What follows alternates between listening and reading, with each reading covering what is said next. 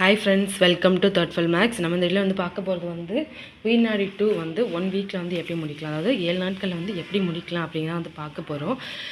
ஏன் அப்படி சொல்கிறேன் அப்படின்னா, இந்த அயனமாக வந்து நம்ம குயிக்காக முடிச்சிட்டோன்னு தான் அடுத்தடுத்த வந்து 10 நாள் டைம் எடுத்து படிக்க முடியும். இப்போ வந்து நீங்கள் பாலிட்டிக்கு வந்து ஒரு சில பேர் வந்து 2-3 நாள் டைம் வந்து எக்ஸ்ட்ரா எடுத்துருப்பீங்க, இல்லை ஒரு நாள் ஒரு சில பேர் வந்து அப்போ தான் ஸ்டார்ட் பண்ணியிருப்பீங்க.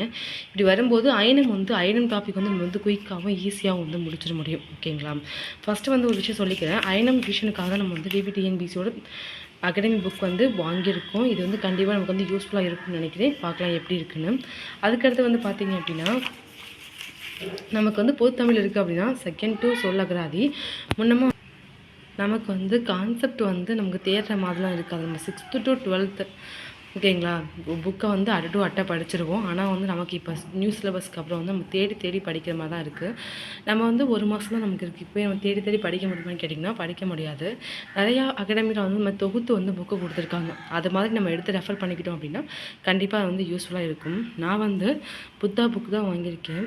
உங்களுக்கு எது பெட்டராக இருக்கோ அந்த புக்கை வந்து நீங்கள் வாங்கி அதை யூஸ் பண்ணிக்கலாம். இப்போ போய் நம்ம ஸ்கூல் புக்கில் தேடிட்டு இருந்தோம் அப்படின்னா நமக்கு வந்து டைம் வேஸ்ட் ஆகிடும்.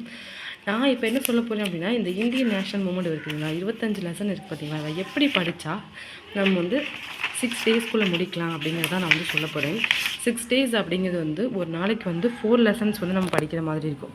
ஓகேங்களா? 4 லெசன்ஸ் வந்து நம்ம வந்து படிக்கிற மாதிரி இருக்கும். அப்போ வந்து நீங்கள் எந்த மாதிரியான லெசன்ஸை வந்து அவங்களே உங்களுக்கு வந்து 10 டேஸ்க்கான பிளானை வந்து பிரித்து கொடுத்துருப்பாங்க. நம்ம அதை வந்து 6 டேஸாக தான் வந்து போட போகிறோம். ஃபஸ்ட்டு நீங்கள் எடுத்துக்கிட்டிங்க அப்படின்னா, இந்த 19ஆம் நூற்றாண்டின் சமூக சமய சீர்திருத்த இயக்கங்கள், இது வந்து டே 1லே வச்சுக்கோங்க. அதே மாதிரி பார்த்திங்கன்னா நவீனத்தை நோக்கி டே 1ல் வச்சுக்கோங்க. சமூக சமய சீர்திருத்தம் டே 1ல் வச்சுக்கோங்க. ஓகேங்களா?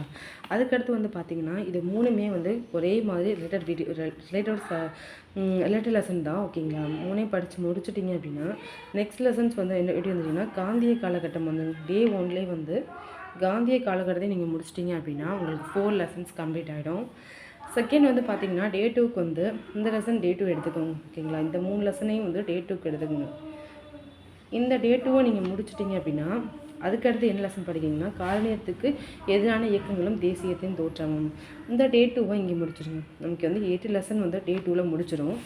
ஓகேங்களா? அதுக்கடுத்து வந்து பார்த்திங்கன்னா இது வந்து 8th லெசன் குட்டி லெசனாக தான் இருக்கும். இந்திய தேசியத்தின் எழுச்சி குட்டி லெசன் தான். தீவிர தேசியத்தின் எழுச்சியும் சுதேசி இயக்கமும் வந்து இதுவுமே வந்து குட்டி லெசனாக தான் இருக்கும். ஓகேங்களா? இது வந்து 8th. அப்போ இதை வந்து டே 3 இங்கே ஒரு டே 3 இங்கே டே 3 போட்டுக்கோங்க. இங்கே டே 3 இங்கே வந்து டே 3. ஓகேங்களா?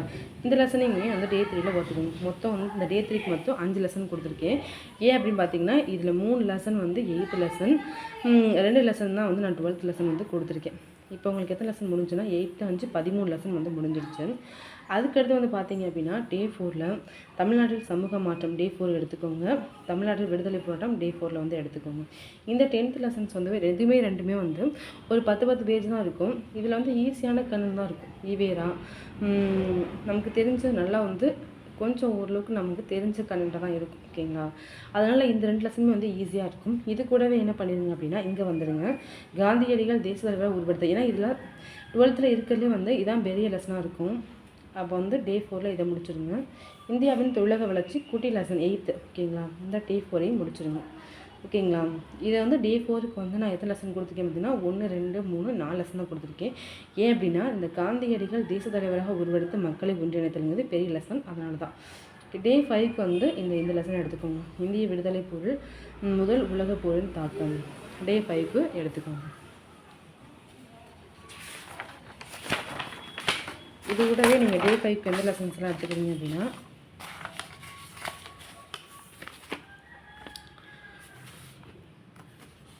போராட்டங்கள் எதுவுமே வந்து டே 5 எடுத்துக்கோங்க. தேசியவாத அரசியல் வகுப்புவாதம் டே 5க்கு எடுத்துக்கோங்க. ஏன்னா இது எல்லாமே வந்து குட்டி குட்டி லெசன் தான். 12th பொறுத்த வரைக்கும் காந்தியடிகள் வந்து தேச தலைவராக உருவெடுக்கிறார் அந்த ஒரு லெசன் தான் வந்து பெருசாக இருக்கும். மற்ற எல்லாமே வந்து குட்டி லெசன் தான் இருக்கும். டே 5க்கு நான் அதில் வந்து கொடுத்துருக்கேன். இந்த 8th லெசனையும் டே 5க்கு வந்து எடுத்துக்கோங்க. டே 5க்கு பார்த்தீங்கன்னா 4 லெசன் தான் கொடுத்துருக்கேன். டே 6 வந்து பார்த்தீங்கன்னா பேலன்ஸ் இருக்கிற லெசன்ஸை வந்து டே 6க்கு வந்து எடுத்துக்கோங்க. ஓகேங்களா? இந்த ஆங்கில ஆட்சியின் விளைவுகள் அப்படிங்கிறது வந்து ஆல்ரெடி நம்ம படித்தோம் பார்த்தீங்களா, டே 2ல் படித்த மாதிரி தான் இருக்கும். இது வந்து ஈஸியாக தான் இருக்கும். இதில் வந்து நீங்கள் பார்த்தீங்க அப்படின்னா இந்த 2 லெசனும் கொஞ்சம் டஃப்பாக இருக்க மாதிரி இருக்கும். ஓகேங்களா? ஏன்னா இது இறுதிக்கட்டம் கூட படிச்சிடலாம்.